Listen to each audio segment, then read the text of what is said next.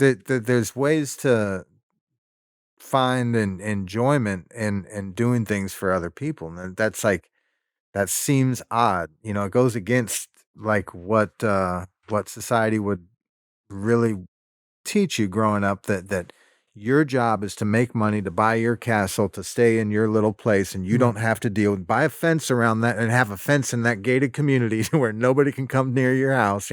This is like the pinnacle of Yeah. success in the city. It is an interesting To paradigm because you have to prioritize yourself in order to take care of yourself. But Yes. then why are you taking care of yourself? Right. So that you can help other people, so that you Right. can be a benefit to society around you. Otherwise, you're just, like you said, in your own little castle, and the castle walls are high, and you're lonely, and you have Yeah. nobody. It's a horrible situation. Yeah, so So, when I was living on the streets, and I say the streets, right? I moved around a lot. Like, didn't just stay on the streets of one city. Traveled all across the United States and into Mexico and Canada. But when I moved to Mexico, uh, I ran out of money like in a week, and I was down about 1,400 miles south of the border. oh wow. And beautiful place, really liked it. The weather was perfect, ocean right there and all that. But I would see these tourists come from other countries, and I would watch where they were staying. They had these big skyrise hotels, Hmm. right? And like, you just left that. Right. You just left this downtown Los Angeles to come to this place all this distance so you could stay in a place that looks just Just like like what Los you Angeles. left, Yeah.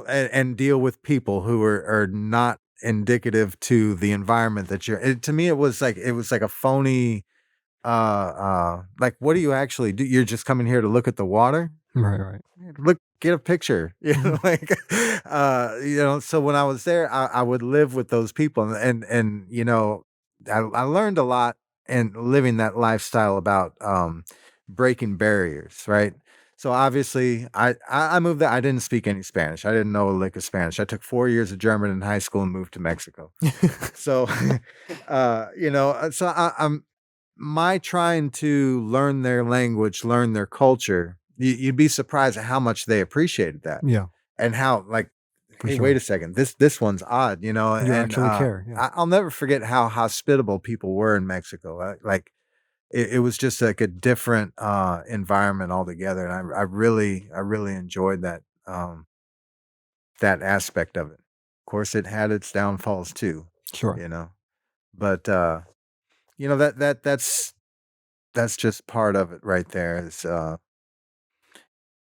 learning to break barriers with people. Hmm.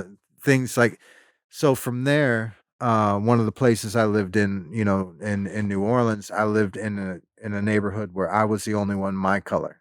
Hmm. Nobody looked like me, and it was interesting because okay, I'm in this environment. How do I survive it? Right. There's that problem solving thing, cuckoo thing in my head that really enjoyed that aspect of it. So you were talking about noticing things out of peripheral vision. I can tell you from experience, when I walk down any street of that city, if there was somebody walking across the street, I could tell by the way they were walking whether or not they were a problem or not. Hmm. If I heard footsteps behind me, I knew the different sounds of footsteps. You were just aware of all of that because we had the number one murder rate in the United States that year, and people were dying. One of the people I met down in the French Quarter, who was coming to see me, they shot him in the head on the way there. Wow. Yeah, I mean, their life meant nothing there. Hmm. Like, it was just a game. I got another one. Another person walking down the road. So, you know, how do you, who look totally different, how do you even attempt to blend into that? And the truth is you can't. You can't blend in. And I've never been that type to where I try to act like everybody else around me. Hmm. But I gained respect from the people that lived there somehow. And I think, all I can look back and kind of attribute to it is that there was like a genuineness, to the way I would approach things.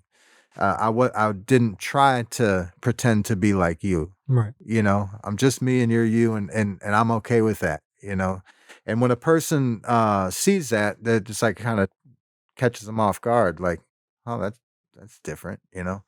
And I got to I got to know a lot of people there, and it all worked out, That's awesome. you Okay, but know. how did you develop that? Because that requires a massive comfortability with being in your own skin and being who you are, Yes. which is missing a lot in Yeah. society. Definitely, with people our age because of social media. Um, but overall, even in general with people, it's missing a lot, that comfortability of just being who you are and being yourself. And everybody feels, conformity is a very powerful force. Yeah. And no one's impervious to it. Yeah. Um, but there are a lot of people who are much more susceptible. Susceptible. I see I said that right, but I don't want to say susceptible, like our great friend would say.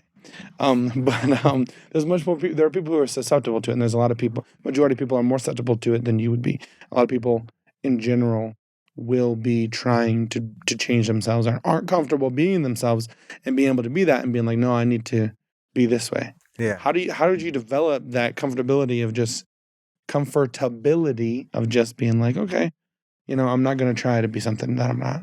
I think I can kind of trace it back. If I could trace it back to one moment in my childhood when, you know, little kids, like you want to be a fireman, you want to be a this or that. And I remember talking to my mom about it, and she said that I don't care what it is that you grow up to be, just as long as you grow up to be a decent person. And for some reason, that stuck with me. And I've always thought that if I could do that, then I was a success. It didn't matter. Nothing else mattered. It's incredible. Yeah. So it's like I didn't grow up with aspirations to acquire things. I wanted to become a person, Mhm. and it wasn't easy, and it's still not easy. I'm not the person that I want to be, but it's like I have the just being on that mindset gives me a little bit of like comfort, I guess. Listen, guys, we're doing great things here at the Lamplight Productions. And you can be a part of it for the low price of $0.00. Because all you got to do is subscribe. Ring the bell, ding dong, you can't go wrong. Or don't. It's a free country. Do whatever you want. Though I don't know how you can live with yourself.